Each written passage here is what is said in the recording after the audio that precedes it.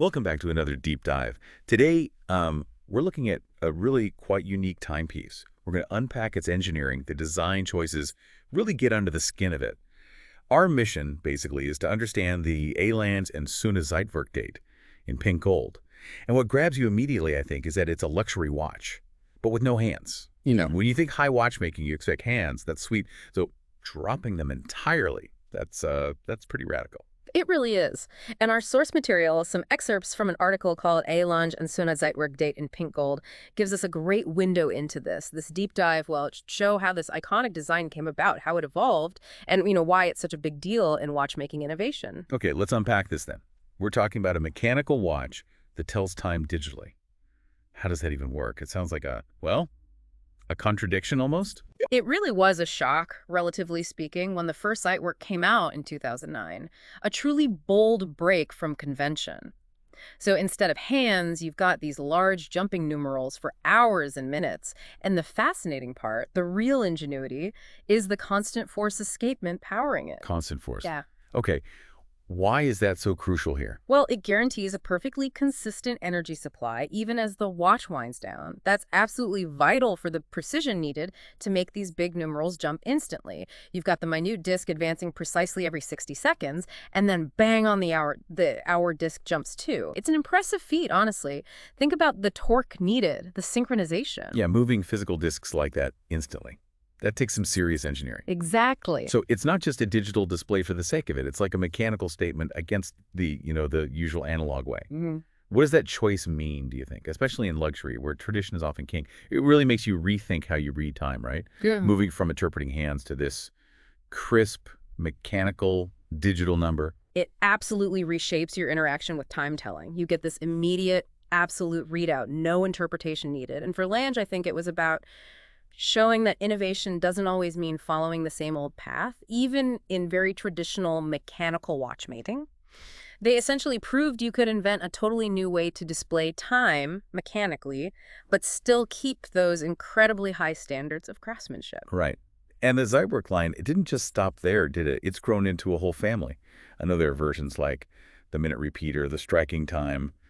Pretty complex stuff. That's right. It became a platform for further innovation. And then in 2019, for the 10th anniversary, they added a really practical complication, the Zeitwerk date. What they did there was quite clever. They integrated this peripheral date ring. It's a glass ring with all 31 numerals printed on it, running around the very edge of the dial. Okay, around the edge. How do you read it then? There's a small red marker underneath the ring that highlights the current date, and it just jumps forward once a day at midnight. Very neat. And beyond just the display, the practical side, integrating the date setting must have been a challenge without cluttering that unique look. How did they handle adjustments? They did it really elegantly. You've got pushers, small buttons at 4 and 8 o'clock. One lets you quickly adjust the hour forward, say for time zones, and the other advances the date. And crucially, you can do this without messing up the minutes and seconds. It shows how they could add function without, sacrificing that very specific visual identity. The date ring almost fades into the background until you look for it. That's smart. Okay, so moving on from the evolution, this latest version, the pink gold, the gray dial. Tell us about that aesthetic shift. It seems like a warmer take, especially after the core Zeitwerk got an update in 2022. This colorway feels different. It definitely gives it a fresh look. You've got this warmer 18-karat pink gold case combined with a quite understated gray dial. It adds a touch of, let's say, contrast to the watch's modern, almost technical character. And the size. This is still a pretty substantial watch. It is, yeah. The specifics are 44.2 millimeters in diameter and 12.3 millimeters thick. So it does have an assertive presence on the wrist, no doubt about it. But Lange designed it with relatively short, curved lugs. So despite the size, it tends to sit quite comfortably for most people. That makes sense. The lugs are key for wearability on larger watches. Exactly. And the finishing, well, it's Lange. You have the polished bezel contrasting with the brushed case flanks, and it really brings out the sort of soft warmth of Lange's own pink gold alloy. Oh, and practically speaking, it's got 30 meters of water resistance, which is, perfectly fine for everyday wear, just not swimming. Right. Still, 44.2 millimeters is definitely a statement piece. Do you think that size might put some people off, even with the comfortable design? It's not exactly subtle. That's a fair point. It might be borderline for some wrist sizes or tastes, but I think for a watch that's all about making a visual statement with its display. The size feels kind of appropriate. It needs that space to house the mechanism and showcase those big numerals. So it balances, I think, presence and wearability pretty well within its specific category. It's meant to be noticed. Okay, let's talk about that dial more closely. Mm. The gray backdrop, the time bridge. What makes it work visually? Well, the dial itself is solid silver, finished in that lovely matte gray. It acts as a really neutral canvas, which makes the numerals pop. And then you have the signature time bridge. That structure dominates the dial. It's made of German silver, which, funny enough, isn't actually silver. It's a nickel alloy. Ah, right. Known for its stability and how it patinas over time. Precisely. And this bridge isn't just decorative, it's physically part of the movement's top plate.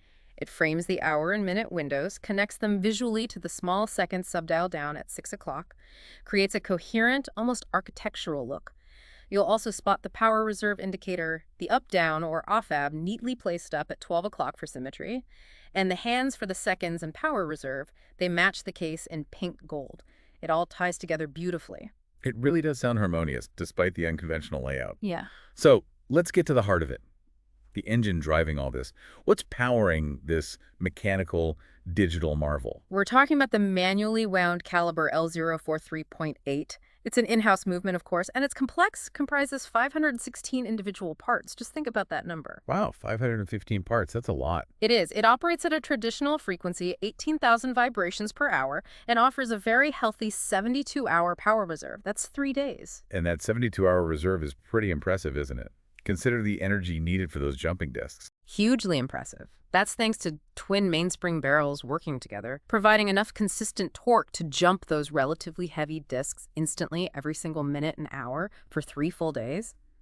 That's a major technical achievement. And naturally, being Lange, the finishing visible through the sapphire caseback is, well, exceptional. Classic stuff. You see the untreated German silver plates and bridges developing that unique patina, the hand-engraved balance cock, all the polished edges, the blued screws.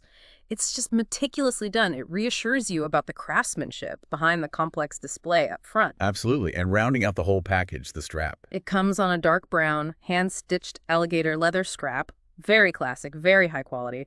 And it closes with a buckle made from the same 18K pink gold as the case. Complements the warmth perfectly. So the $1 million question, or perhaps the 130,000 euro question. Yeah. That's the approximate retail price, right?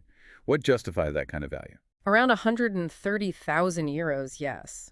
Look, it reflects a few things. The materials, the hand finishing, the sheer number of parts.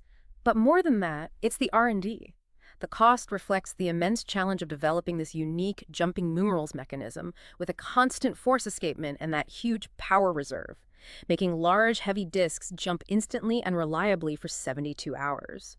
That was something many thought wasn't really feasible in a wristwatch. It's a statement piece, not just visually, but mechanically. It's about pushing boundaries. So wrapping up this deep dive, it feels like the Lange and Söhne Zeitwerk date in pink gold is much more than just a watch. Yeah. It's really a testament to rethinking time display mechanically, blending that bold, audacious innovation with very traditional high-end watchmaking craft. I agree. If you look at the bigger picture, it really does challenge your expectations of what a luxury watch can be. It's where that intense technical mastery meets really thoughtful, exquisite design. It almost makes you redefine what a complication means in horology. Is it just tourbillons and calendars, or is it also fundamentally new ways of showing time? Yeah, that's a great point. And appreciating that balance they strike, pushing the envelope while still honoring those artisanal skills. That's quite something to consider. So what does this all mean for you listening in, someone just curious about the world and how things work? Well, it leaves us with a question, doesn't it? In this age, absolutely dominated by digital screens, smartphones, smartwatches, what kind of statement does a purely mechanical watch that displays time digitally actually make? Is it sort of a nod to the past, using mechanics in a digital format? Or is it maybe a bolder vision for how mechanical timekeeping itself can evolve and stay relevant? Something to think about.